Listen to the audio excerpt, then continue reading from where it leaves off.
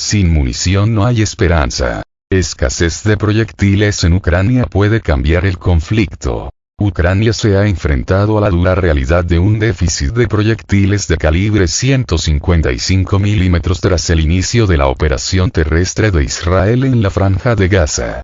¿Cuánto tiempo podrá aguantar Ucrania? El presidente ucraniano, Volodymyr Zelensky, se quejó ante la prensa occidental de que las entregas de proyectiles de calibre 155 milímetros por parte de la OTAN habían disminuido desde el inicio del conflicto entre Israel y Hamás. Realmente han disminuido, dijo el presidente ucraniano. No es como si Estados Unidos hubiera dicho, a Ucrania no le damos. No. Es que todo el mundo se está peleando por ellos los arsenales.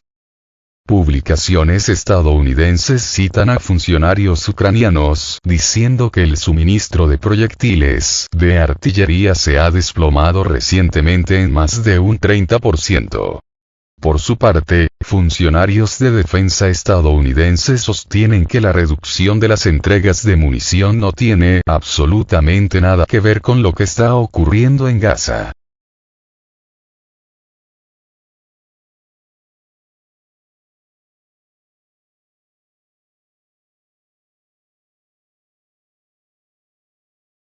De hecho, hay una fuerte disminución de la intensidad del fuego en la zona de conflicto, dijo a Sputnik Anatoly Matvichuk, experto militar y coronel retirado, con experiencia en operaciones de combate en Afganistán y Siria. Después de todo, Ucrania no tiene capacidad para producir munición occidental. Ahora sí que tienen un problema. Podrían haber producido proyectiles soviéticos, pero sus capacidades industriales han sido destruidas por los ataques a la infraestructura de Rusia. Es decir, Zelensky realmente tiene problemas con la intensidad del fuego. Matvichuk explicó que en la actualidad Rusia utiliza aproximadamente entre 25.000 y 50.000 proyectiles de diversos calibres al día. Los ucranianos responden ahora con solo entre 7.000 a 11.000 proyectiles, según el experto. En cambio, se han centrado más en las actividades terroristas, disparan contra civiles. El coronel retirado señaló que, si bien los militares ucranianos siguen bombardeando intensamente las zonas residenciales de Donbass, su actividad en el frente ha ido disminuyendo constantemente. Y no tiene superioridad en el aire, continuó el coronel retirado. La potencia de fuego de la artillería de Ucrania y las armas de largo alcance que le suministran Reino Unido, Estados Unidos y Alemania ha ido disminuyendo. Creo que en un futuro próximo, especialmente durante las heladas invernales, empezarán a sufrir derrotas en términos de potencia de fuego. Las pérdidas ya son elevadas. El portavoz del Ministerio de Defensa ruso, Igor Konashenkov, solía decirnos que habían muerto 100, 200, pero ahora las cifras son una locura. 600, 700, 800, 1000. Como militar, entiendo que estas pérdidas son bastante críticas.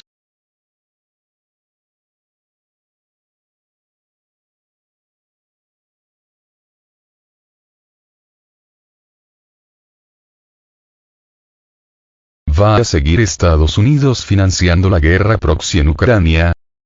Para complicar aún más las cosas, los fondos ucranianos previamente asignados por Washington con la aprobación del Congreso ya se están agotando relativamente. El último paquete de ayuda militar estadounidense de $100 millones, anunciado por el secretario de Defensa Lloyd Austin durante su reciente visita a Kiev, procede del fondo existente.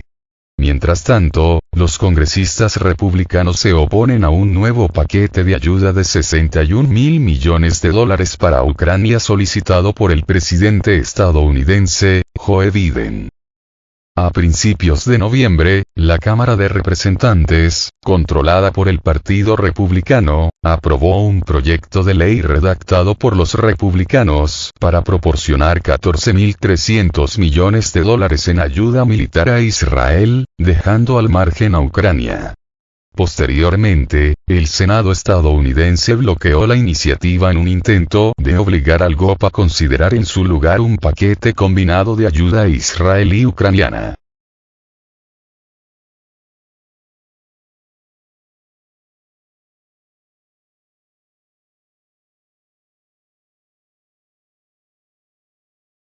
¿Suministrará Europa más munición a Kiev? La semana pasada, el ministro alemán de Defensa, Boris Pistorius, admitió que es improbable que la Unión Europea alcance su objetivo anual de enviar 1 millón de proyectiles de artillería a Ucrania para el próximo mes de marzo.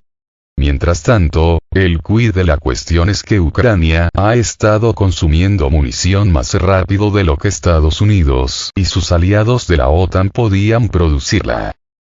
Ahora los almacenes están vacíos o hay un mínimo legal que un determinado estado no puede darle. Y esto no es suficiente, declaró Zelensky a la prensa la semana pasada en Kiev. Según Medvedchuk, el agotamiento de los arsenales militares de la Unión Europea es solo una parte del problema. Los europeos tienen dudas sobre si deben aportar más munición y dinero a Ucrania.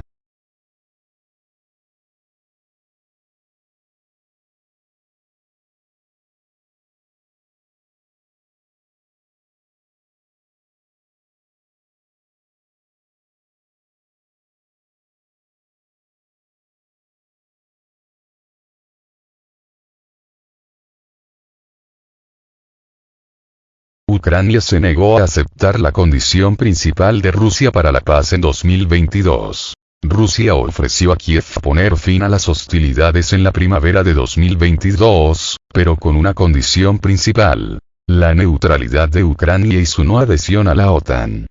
Kiev se negó a hacerlo, afirmó David Arajamia, quien fue miembro de la delegación ucraniana en las negociaciones con Rusia en 2022.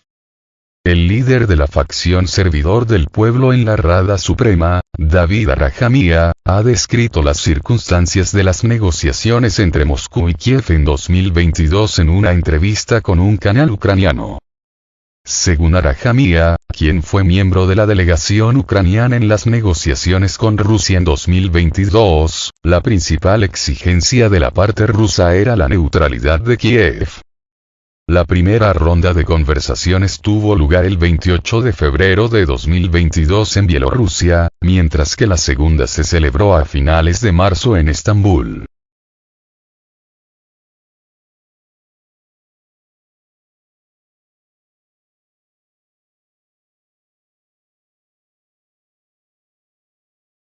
En mi opinión, creían Rusia realmente hasta el final que podían presionarnos hasta la neutralidad. Esto era lo principal para ellos. Según sus palabras, Rusia estaba dispuesta a poner fin al conflicto si Ucrania aceptaba el estatus neutral. Y comprometernos a que no nos uniríamos a la OTAN.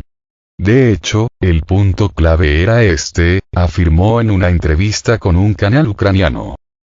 A la pregunta de por qué Kiev se negó a aceptar las condiciones de Rusia, Arajamia dijo que en esta decisión influyó, entre otras cosas, el entonces primer ministro británico.